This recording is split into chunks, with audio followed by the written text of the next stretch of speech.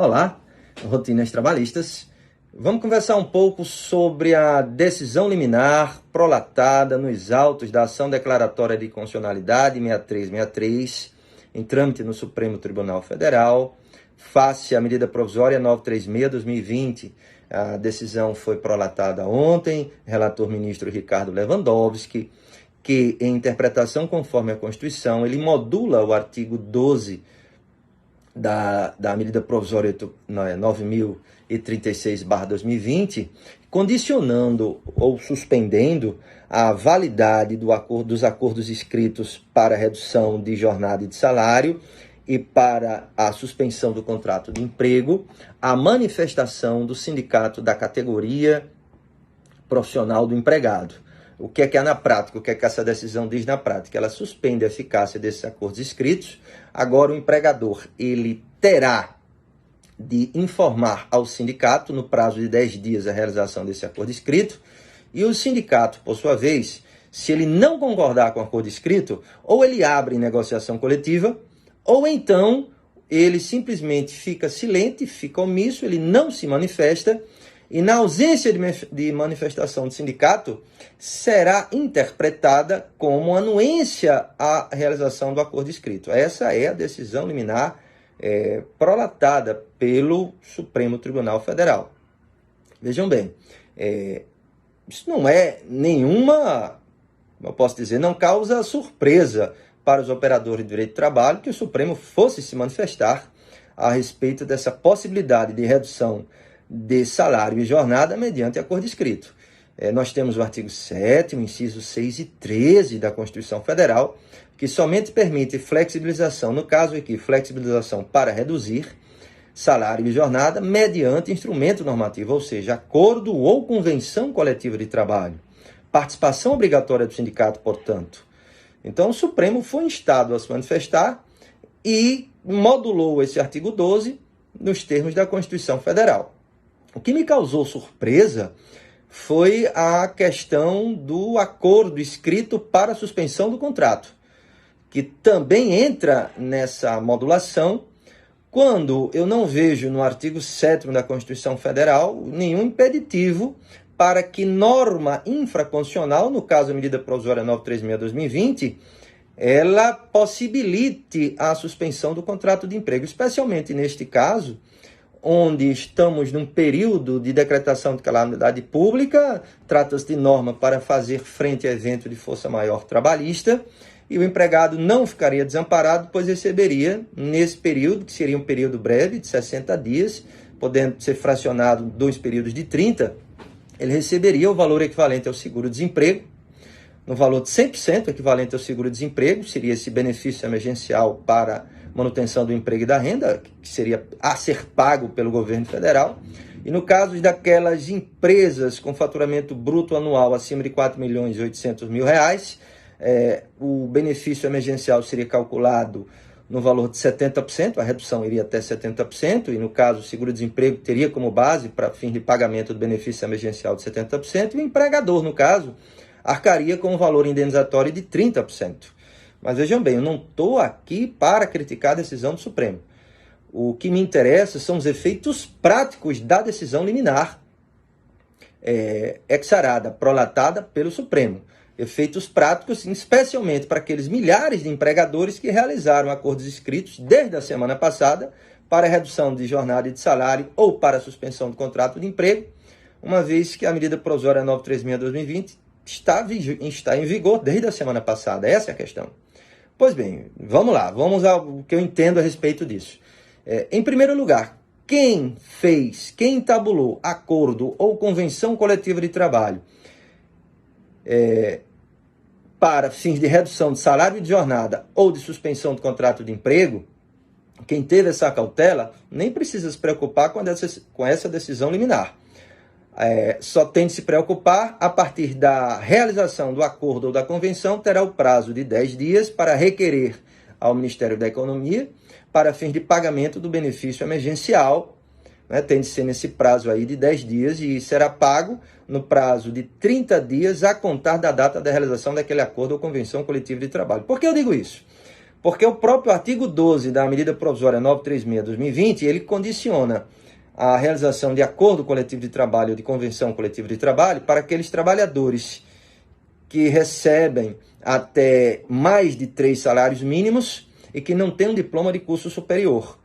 Esse tipo de trabalhadores, essa faixa salarial, só era permitida a redução de salário e de jornada ou a suspensão do contrato pelo próprio artigo 12 da medida provisória 936/2020, mediante acordo ou convenção coletiva de trabalho, exceto para redução em até 25% de salário e de jornada. Aí poderia ser também feito por acordo escrito. O problema é que a grande maioria dos trabalhadores que foram objeto desses acordos estava do lado oposto, aquele que era possível realizar o acordo escrito. Aqueles que recebiam até 3 salários mínimos ou então aqueles que recebiam até 2 vezes o teto máximo da Previdência Social e que tinham diploma superior. O hiperempregado, aquele que já estava previsto na reforma trabalhista, Lei 13.467/2017. Para esses dois e para a redução de salário e de jornada até 25%, eu poderia fazer através de acordo escrito, era o que me possibilitava a medida provisória 836/2020. Mas agora não possibilita mais. E aí o empregador que fez esses acordos, ele tem 2 dilemas. Primeiro, ele tem 2 prazos de 10 dias. Ele tem um para requerer o benefício especial, e esse não está suspenso, benefício emergencial para manutenção do emprego e da renda. Ele tem esse prazo de 10 dias para requerer ao Ministério da Economia, que pagará no prazo de 30 contado da realização do acordo escrito. Esse prazo ainda continua em vigor e ele vai ter de fazer isso. O segundo é que, mesmo fazendo isso, para a obtenção desse benefício emergencial, e o governo vai ter, eu entendo, de modificar também, se essa decisão do Supremo for referendada pelo Pleno, o governo vai ter também de modificar o pagamento desse benefício especial emergencial, porque ele vai pagar para algo que não vai ter eficácia ainda. Por quê? Porque a decisão liminar, ela condiciona a eficácia desses acordos escritos à prévia manifestação do sindicato. O empregador tem um prazo de 10 dias, o sindicato irá se manifestar. Não concordei, vou abrir negociação coletiva. Se concordo com os termos, basta eu ficar omisso. E aí o acordo será validado, terá eficácia. Mas a própria determinação liminar, ela não deixa expresso o prazo para a manifestação do sindicato. A doutrina está entendendo, ante essa omissão de prazo, eu teria 2 caminhos aí. O primeiro caminho seria entender que o mesmo prazo que o empregador teria, o sindicato também teria para se manifestar, no caso 10 dias. Um outro caminho é que nós estamos utilizando o artigo 617 da CLT, que era aquele que, quando o empregador quer entabular acordo coletivo de trabalho com seus empregados no âmbito da empresa, ele intima o sindicato que terá o prazo de 8 dias para se manifestar. Não se manifestou no prazo de 8 dias, o empregador intima a federação com o subsequente. Não se manifestou no prazo de 8 dias, aí a confederação. E somente ultrapassados esses 24 dias de prazo de manifestação das entidades sindicais, é que haveria, então, essa possibilidade do empregador negociar diretamente, no caso, com seus empregados, para fim de realização de um acordo coletivo de trabalho. Eu entendo que a medida liminar, essa determinação liminar, ela somente condiciona a manifestação do sindicato. Então, federação e confederação não entra. Então, é muito mais razoável aplicar o 617, levando em consideração que eu posso intimar o sindicato, ele teria o prazo de até 8 dias para se manifestar a respeito se ele aceita ou não os termos do acordo individual ou se ele quer entabular negociação coletiva. Mas tem mais. O artigo 17 da própria medida provisória 936/2020, e ele está válido, o Supremo não se manifestou a respeito disso, ele reduz pela metade o prazo previsto no 617. Então, o que é que eu entendo? O prazo não era de 8 dias para a manifestação do sindicato, então esse prazo fica agora de 4 dias para a manifestação do sindicato.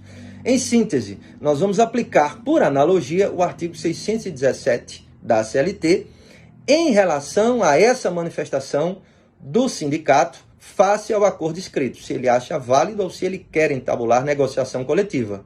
Então, seria o prazo de 4 dias. Inclusive, na própria informação do acordo escrito realizada ao sindicato, o empregador, inclusive, já pode colocar expressamente esse prazo, dentro do prazo desse artigo 617, que foi, no caso, revogado pela medida provisória 936/2020, reduzindo-se o prazo de 8 para 4 dias, que se manifeste o sindicato se quer negociação coletiva ou se aceita os termos do acordo. Essa é a hora do empregador, no caso, inclusive as entidades sindicais de grau superior, estou falando também da categoria econômica dos empregadores, entrarem em conjunto e verem se realmente esses acordos escritos podem ser válidos. Agilizar esse trâmite, como algumas categorias, inclusive, estão fazendo. Então, seria esse prazo de 4 dias. Eu vou ter problema se o sindicato quiser entabular negociação coletiva, porque basta o empregador dizer que não quer, e aí qual vai ser a opção? Dissídio coletivo não pode, porque também não vai haver anuência comum. O dissídio coletivo é de natureza econômica. Então, o que é que resta para o sindicato? Fazer greve? E o que é que resta para o empregador? Vai restar para o empregador a dispensa. Uma vez que ele tem a urgência de realizar essa redução de salário e de jornada, ou então da suspensão do contrato, até para a própria sobrevivência da empresa, nesse período de pandemia, de dificuldade econômica decorrente da pandemia do Covid-19.